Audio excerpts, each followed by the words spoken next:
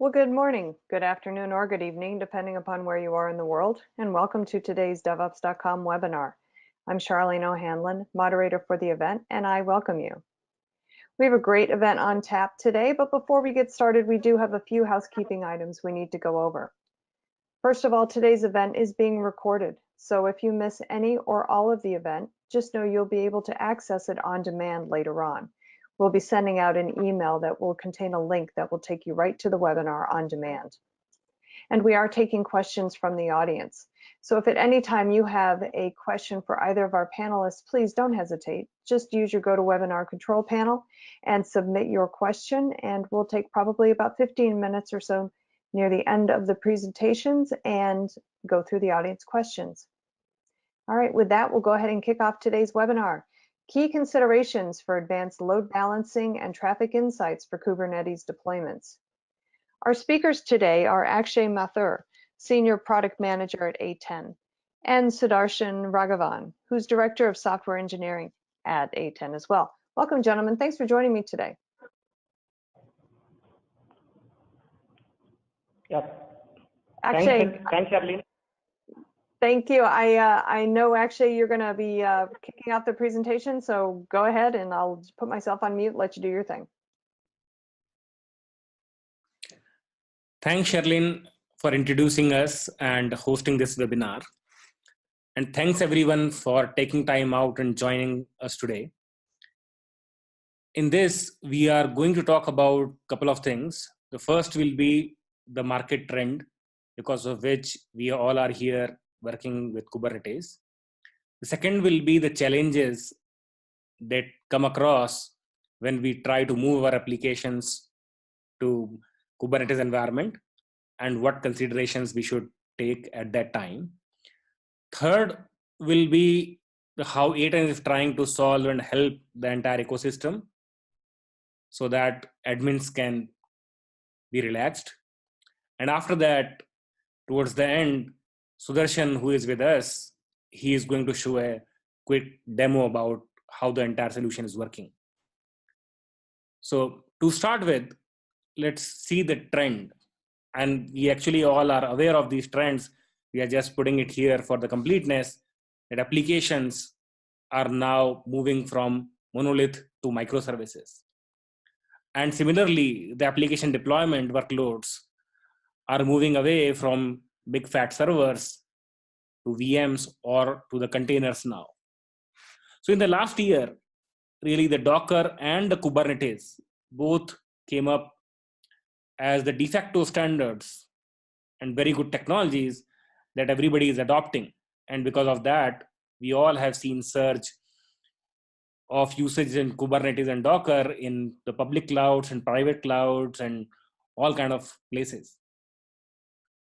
And that is why we are here discussing all these points. So coming to the considerations that we need to take regarding application delivery is continuous availability, integrated security, visibility and analytics, and central management and automation. So it is not just about the technology that we are using, that is like Kubernetes or Docker containers or applications. It is actually about ecosystem that makes a application delivery successful. And that is why these considerations are important. And why these challenges are posed. The first thing that is there in Kubernetes environment is isolation between external and internal network. So the network from where the clients are coming is completely different from the internal network that are isolated from external.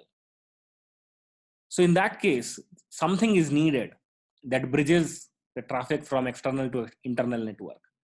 And that typically is a load balancer that does that work. But we move to Kubernetes so that we can scale fast. So as traffic grow, what we do, we just increase the size of Kubernetes cluster, and Kubernetes automatically adjusts microservices inside it. So when microservices are increased, the load balancer has to be on each node. and it has to be configured. So that keeping that configuration is really a task, is a challenge, is a work.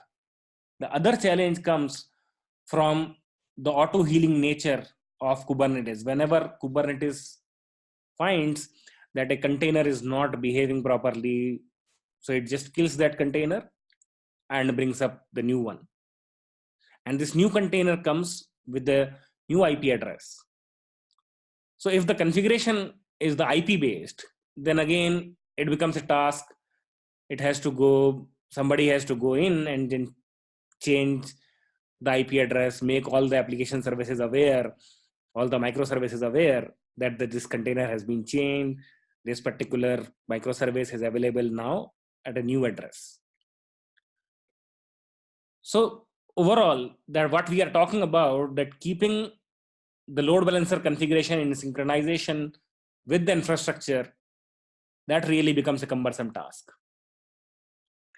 The second thing is the security of the entire application and each microservice.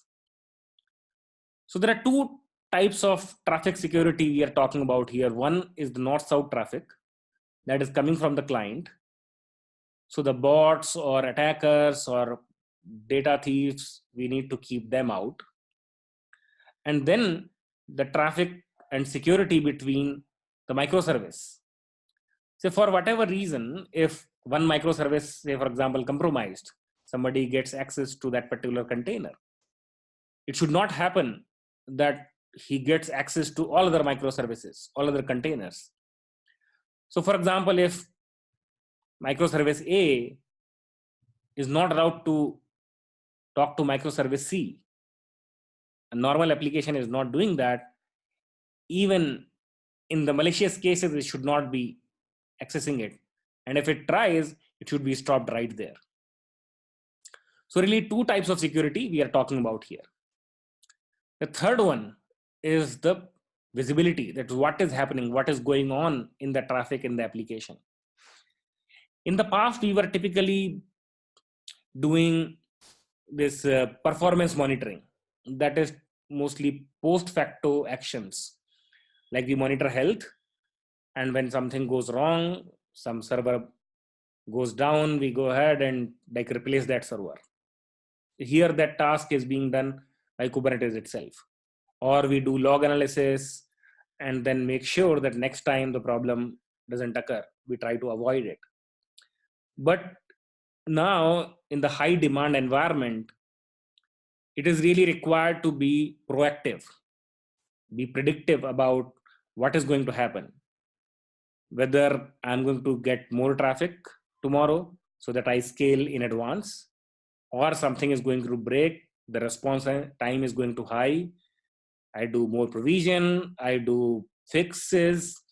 If there is some memory leak that is going to cause some issue later on, and slowly it is going towards, we should go ahead, identify it, and proactively fix it rather than waiting for a break to happen.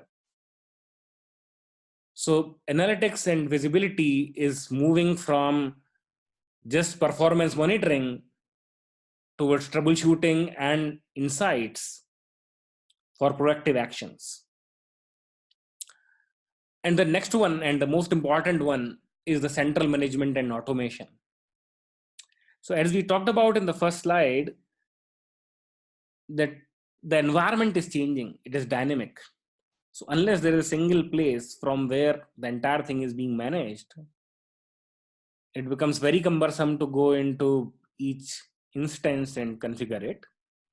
And then even if we have central place, because things are changing at fast pace, the automation must be there. Otherwise, again, the admin will keep configuring things. So having an API, a set of APIs and integration with toolchain is very, very important. So this was about like, okay, what are the considerations and what are the problems? So what Aten did, rather than just raising the problem, it came up with a solution also. So let's now talk about how Aten helps in these in this direction. So the solution that Aten came up with is called Aten Secure Service Mesh, and it is a solution for microservices-based application deployed in Kubernetes, and this takes care of traffic management, security, and visibility. And there are three components for this solution. One is ingress controller, other is Lightning ADC, and the third one is Harmony controller. And in next slides, we will see how these components work and what they do and how the entire solution works. And Sudarshan is going to show a demo also about these things. So the first one and the most important one is the Lightning ADC. It is just an ADC, it can be said, but what is special with this ADC is that it is purposely built for microservices and containers. And instead of working like active passive or something, it works as a cluster, as an active cluster, where all the members of this Lightning ADC cluster take traffic simultaneously and work together. And this Lightning ADC is a stateless component, and it is completely, the configuration is completely managed by the Aten Harmony controller. So you can see that SDN principles are already applied here. So management plane is separate and the data plane is separate. So traffic flows through the data plane, that is Lightning ADC, and management is taken care by Harmony controller. And this Harmony controller also collects the analytics and presents it to the users. And for users, it is a single point of contact via REST APIs. So on top of REST APIs, Aten built Harmony portal. Anybody else can build any other API client and build the integration with their favorite DevOps tools or infrastructure tools for automating the entire workflow. Other than that, like other than regular load balancing and content routing, SSL termination, etc. features, there's one very interesting feature that is loved by the DevOps people, is the blue-green traffic steering. So for example, the development team came up with a new version of the application that is deployed and taking the entire traffic. Then rather than switching the entire traffic to the new version in one go, it is really wise to test it on the live traffic, that it is going to work as good as the old version is working. So what this blue-green feature allows is to split production traffic between the blue one and the green one, the old one and the new one. So one way is to distribute this traffic as in terms of percentage, like 5% traffic goes to the new application and rest 95% goes to the old application. But there is more control also available. So admin can decide that the only people who are coming from using Chrome browser will go to the new version, and rest everybody will go to the old version. So there are specific users. The new features are rolled out to specific users. Or the other decision point may be, okay, people coming from a specific country will go to the new version, so they get the new features first. The way Facebook and Twitter, etc. do. They roll out feature for specific users or for a specific geography, etc. So without having the entire infrastructure that these big companies have, with Lightning ADC, everybody can do that and can do it very, very easily without changing application code, etc. And also in a very, very predictable manner. And these policies can be changed at any point in time. And this split can be done based on any information in HTTP headers, including the custom headers. So moving further, let's talk about security here. And security is integrated in the same Lightning ADC. So there is no separate security layer. So as Lightning ADC scale, traffic management also scales and security also scales automatically. But instead of like traditional security things, let's talk about a very Kubernetes specific security thing, that is the security for east-west traffic. So the same Lightning ADC works for the north-south traffic security also, and takes care of the traditional web application firewall functions, etc. But when it is deployed in Kubernetes environment, it can intercept the traffic flowing between microservices also, and can apply policy on that. And all this can be done without changing application. Say in this diagram, as you are saying, like service 1 is allowed to talk to service 3, but not allowed to talk to service 2. So if any traffic Lightning ADC finds that is going from service 1 to service 2, it simply blocks it. But again, remember, in the first place, we talked about that this service IP addresses are changing continuously. So how someone can create a policy that is based on service IP address, that access control policy? So in this case, what we do is this microsegmentation function we provide based on the service labels rather than service IP addresses. So the policy is defined in a manner like, okay, S1, that is the name of service 1, cannot access S2, that is name of service 2. So now no matter what IP addresses are running for S1 or S2, the policy is still applicable. Only on the specific microsegment of the traffic that is flowing between S1 and S2. While whatever traffic is flowing between S1 and S3 remains fine because that is allowed.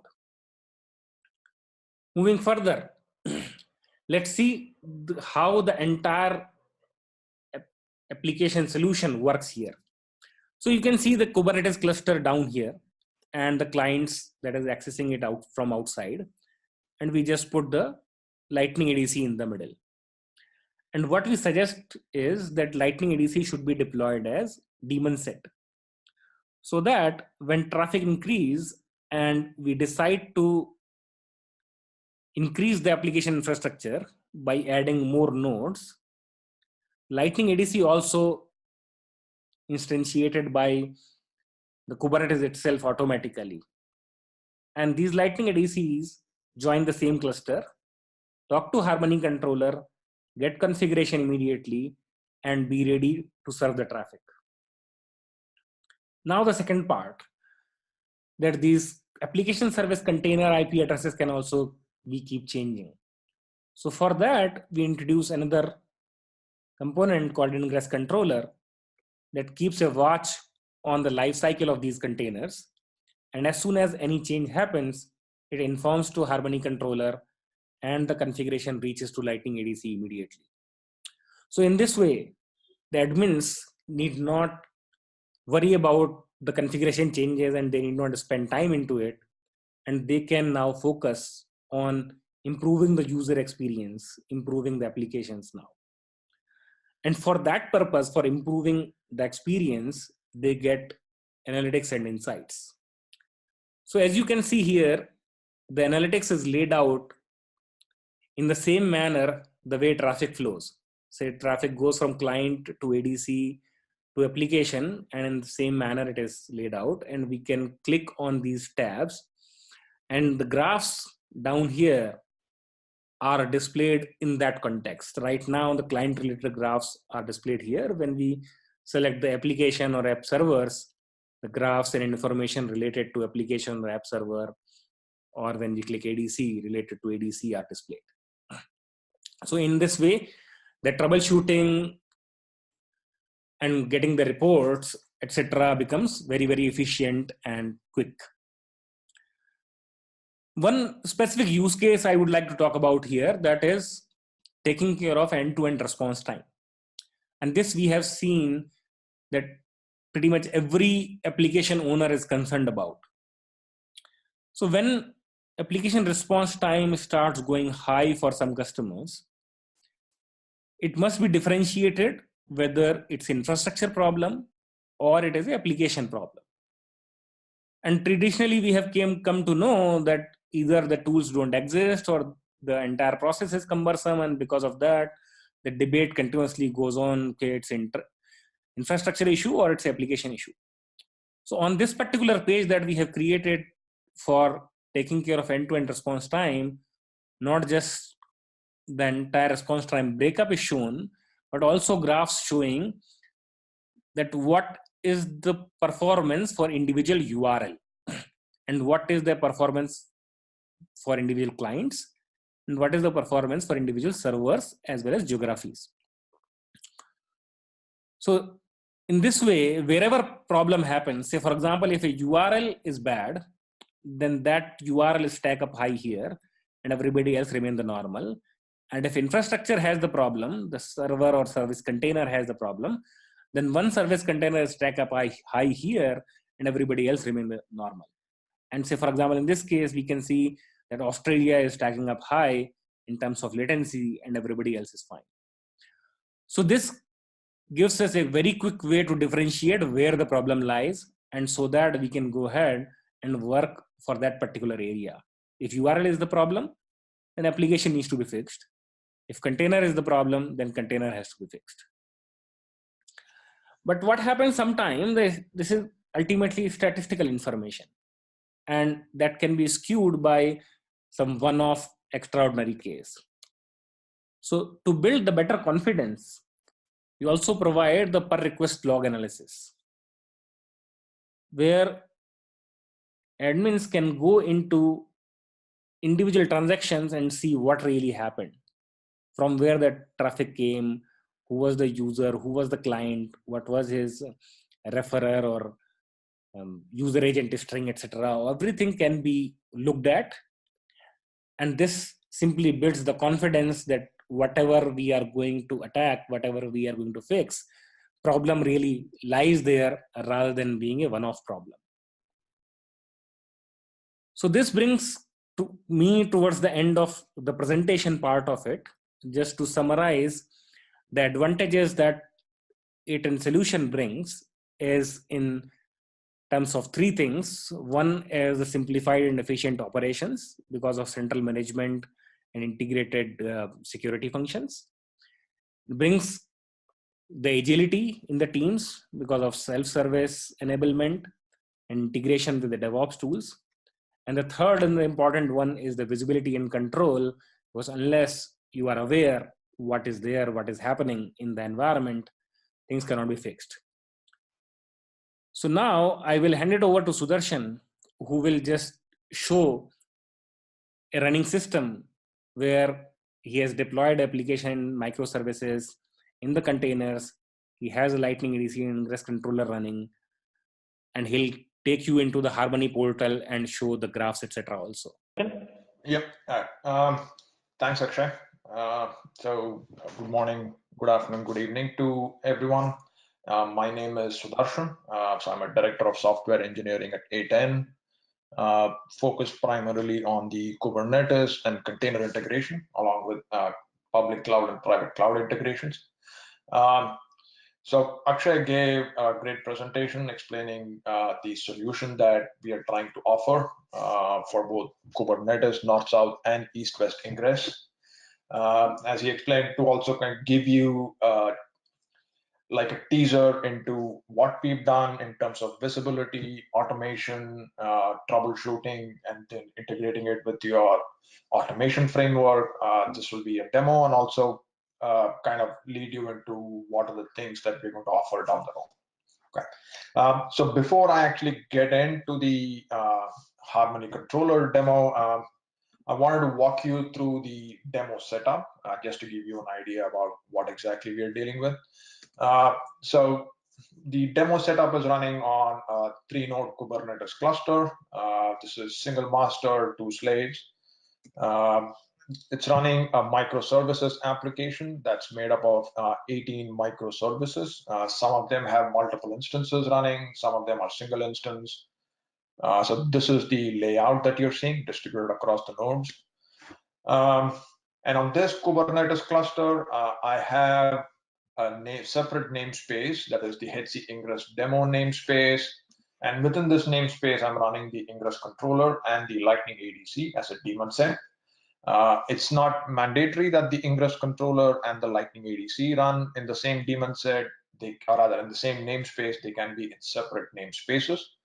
If you choose to have them in the same namespace, like I have done here, you could do the same as well. So that's the demo setup. And now getting to the actual dashboard to kind of give you a feel for what we've done. So I'm going to log in. So this is the Harmony controller dashboard.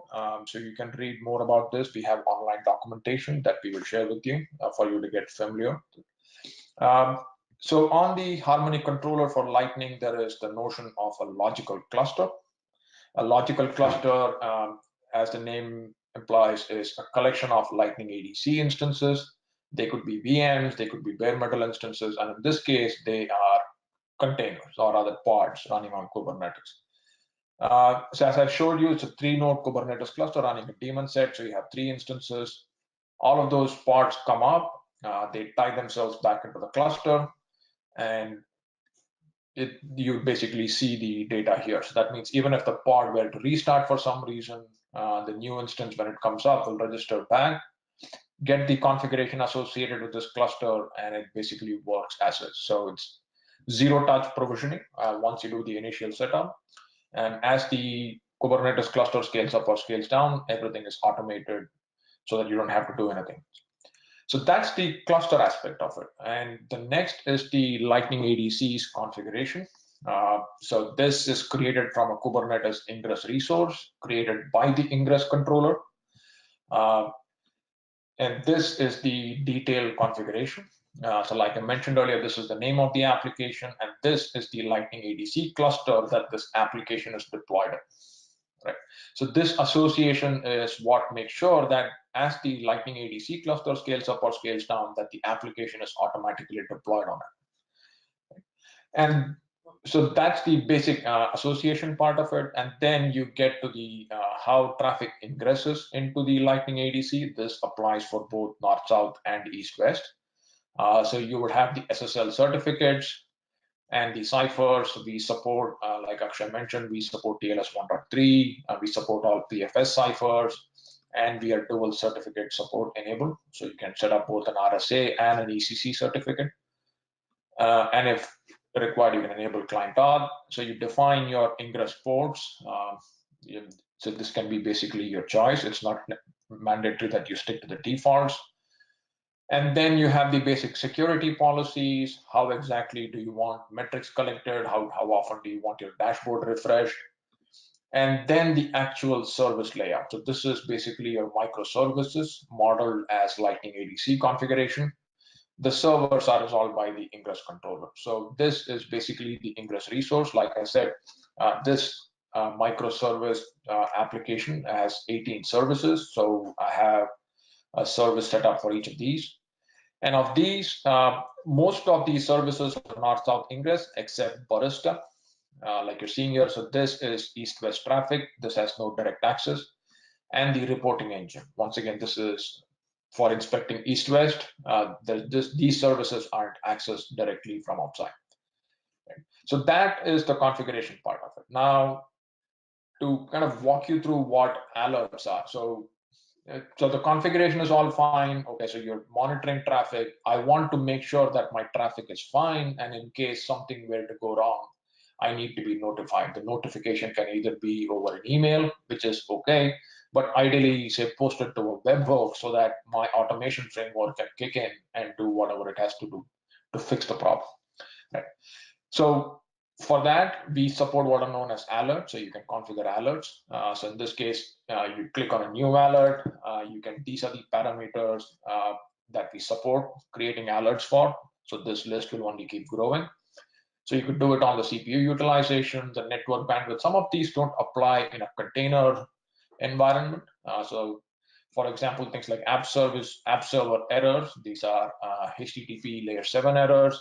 Connection errors, latency. You can define alerts on each of these. You can define a comparison operator, the value that you want to check with, and the duration that you want to check it with. And then you can say, okay, fine, send me an email or just a webhook. You enter the webhook, and the data will be posted to the webhook, and your automation framework can kick in and do whatever it needs to do. Right. So in this case, what I've done is for the operator console, which is a north-south ingress service, I've defined an alert which basically says if the app server errors count is greater than 5, send a webhook, post data to this particular URL. Okay. And for one of the east-west services, I've done the same. I've defined a couple of alerts. One is for the errors and the other one is for latency. It basically does the same. It posts to the webhook. Right. So this is as far as the configuration is concerned. Right. So the ability to automatically, or rather zero-touch provisioning with your Kubernetes environment, and then be able to define alerts to make sure that your application is functioning properly. Let me quickly get to the dashboard. Right. So this is basically where you get a feel for how your application is behaving. So it's a collection of access logs and periodic metrics being pushed out from Lightning ADC into the Harmony controller cluster. So you get a layout of how your clients are coming in, the total number of requests, bandwidth, the connections, how many are secure, how many are open. And so in terms of most active clients, in geography, IP address, the user agent classification, and all of those. Now, for some of these graphs, you can actually do a second layer of filtering. So one is you get a graph like this, or you could just then go say, all right, so there is this one outlier user agent. I just want to know where this came from. So you just go click on this, and the log is automatically filtered so that you actually see where that particular client came from, and then you get all the details about what the request is, which service the request is on to, where, I mean, the geography and all of the details, right? So this is a pattern that you would see across the dashboard. So this is not just to give you visibility, but then automatically be able to filter and view the relevant logs for you to take any action that you need to, right? So this is the primary dashboard. You can view the dashboard from how your application were to see in terms of, say, latencies, in terms of a geographical heat map, in terms of latency, secure traffic requests, all of those. Your application servers in terms of health, response time, bandwidth, connections, each one of these, right? And how the services or the traffic is going between your services. This is how the Lightning ADC is distributing traffic between your services. Most of the traffic in this case is to the API service and the service that is creating the dashboard, and some amount for the UI and the configuration manager. And how is my cluster itself behaving in terms of CPU usage, memory usage. Right. So you basically get a feel for how your entire infrastructure is behaving from the dashboard. Right. And then there is drill down abilities. For example, I can drill down on the latency to specifically inspect each of my services, how they're behaving. Like I said, this is the API, which is a north-south ingress. So that's why you see the high latency numbers in terms of how the response time is doing over a period of time. And like I said, the pattern kind of applies. You can switch over each of these to switch the view and then filter based on the URL, and you'll get a feel for what the logs are and what each of these requests are doing. Right. And to show you how the east-west traffic is, in this case, like I mentioned, Barista, which is the configuration manager. So that's east-west traffic. This is only accessed from the API gateway, not directly by the external client. So that's what you see here in terms of what the latencies are. You can see that the smaller latencies, obviously, all of the interaction is within the Kubernetes environment. You get the same server response times, response code. Once again, in this case, I'm going to once again filter on the URLs. For example, if I'm going to say, okay, so there's someone trying to get the association state of the application, I want to know who it is, right? So, and the way the flow works is you have an external client accessing the API gateway, and then the API gateway forwarding it to the configuration manager. So which is the sequence in which you will see the logs here. So this is the external client coming into the API gateway, that is Edge. You can see that it's HTTP 2.0. traffic coming in, and then the same request is then forwarded from the edge to the configuration manager. So it's basically the traffic, the forwarder, the response is sent back, and the whole thing goes back to the client. So you're able to track your request as it comes in from your external clients all the way into your internal services and how they traverse back. And I mean, we will so fix this, for example, instead of just displaying the IP address, you'll see the service label in this case. You'll actually be able to correlate this and say, this is traffic coming from my API gateway. And if it were a service that you're not expecting traffic from, you'll be able to view that here, raise alerts, or maybe even configure segmentation policies to make sure that traffic flow is not allowed. Right. So this is in terms of visibility, what it can do as far as troubleshooting is concerned. And the same, you can also once again go, so like I mentioned, we had configured alerts previously. So you can go view your alerts to see how exactly that's behaving, if there are any problems there. So that is what you're seeing in this case, right? For example, it says if the app server latency is greater than 20 milliseconds. Now, some of the APIs do take long, right? Depending on how much data is read from the configuration database. So on purpose, I'd set it to a very lower value for you to be able to see. So you can go to the alerts dashboard, and for all of the alerts that are raised, you'd see when they were raised, what they were raised for, and what was the application server against which the alert was raised. And the same data would have been posted to the webhook. So at any point in time, if you want to say, take a scaling decision on your application servers, in this case, I just have the one Kubernetes pod. You want to scale it up because you see the latency is going up. You can hook in the entire automation, or this is how the Harmony controller can hook into your automation framework to help you achieve the same. Right. So that's the alerts. So that kind of gives you an idea about the automation all the way from Kubernetes, how you can do a zero-touch provisioning, to how the config is set up, how the troubleshooting can be done on the dashboard, to setting up alerts, and all the way hooking your alerts back into your automation, which is like a loop that the Harmony controller and the Lightning ADC can enable for you. That's kind of what I had for the demo. So at this point in time, I would like to hand it back to Akshay, and we would be happy to take any questions that you would have. Okay, I can go ahead and take it actually. Okay, thank you both. That's fine. We do have some questions in, but there is time. If you have a question for either Akshay or Sudarshan, please go ahead and use your GoToWebinar control panel and submit your questions. Okay, guys, first question here is for East-West security, does the Aten solution work with different network plugins? And are there any dependencies on specific ones? So the answer is yes. We do work with different network plugins. So we validated the solution against Weave and Calico. There are other network plugins that we will be doing the validation against.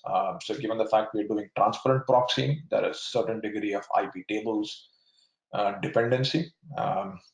So yes, so we validated it with 2 network plugins, and we're pretty confident we will be able to get it working with the other ones as well. Okay, great.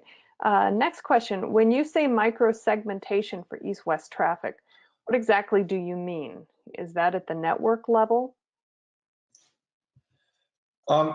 Akshay briefly touched upon this during his presentation. The segmentation is always using service labels in Kubernetes. The IP address is mostly ephemeral. It keeps changing. It's not very useful to define them using IP. So it's using the service labels. The ingress controller will resolve the service label to the IP addresses as the Kubernetes state changes, and the Lightning ADC will apply policies based on that. So it's using the service labels, not IP address. Okay, all right, great. Great. Just a reminder, folks, if you have a question, go ahead and use your GoToWebinar control panel and submit it. We have plenty of time for questions here. The next one, can the same load balancer, Lightning, instance be used for ingress and east-west traffic? Yes, it can be used for both north-south and east-west traffic. It's the same load balancer that will support both.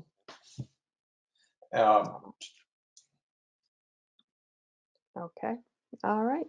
Let's see, the next question. Let's see, will this solution work with Kubernetes deployed in my own data centers, as well as Kubernetes services I use in public clouds, such as AWS or the Google Cloud?